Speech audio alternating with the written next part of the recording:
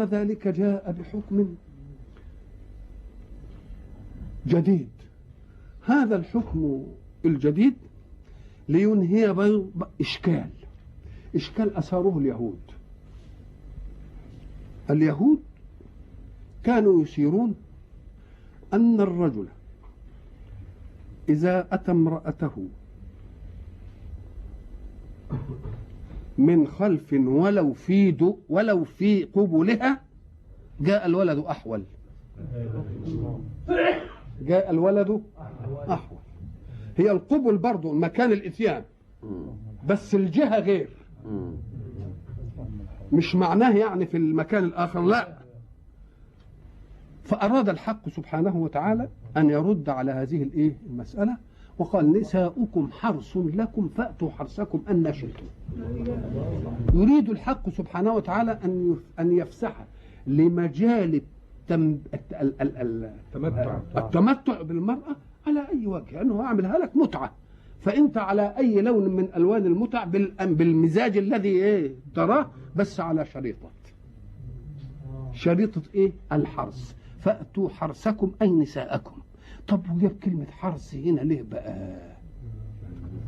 لأن فأتوا حرثكم أن شئتم، لأن دي تستعمل من أين؟ في أي محكمة يمكن أم قال لك لا، ائتها أن شئت، يعني كيف شئت، من أي جهة شئت، لكن على أن تكون في الحرث. وما هو الحرث؟ الحرث مكان استنبات النبات. الحرث مكان استنبات هناك كنا بنقول ويهلك الحرث الزرع، يعني يبقى ائت المرأة على أنها مكان الزرع، مكان زرع زرع الولد.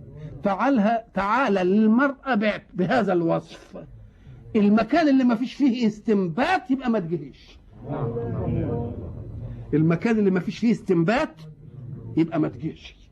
يبقى إذن دي بعض الناس كانوا خدوا منها انه يعني العملية دي مباحة، ما فطنوش الى كلمة كلمة حرث. نساؤكم حرث لكم. حرث يعني محل استنبات الزرع، والزرع بالنسبة للمرأة والرجل هو الولد. فأتها في المكان الذي ينجب الولد من على أي جهة شئت، على أي جهة وعلى أي وضع على أي وضع شئت.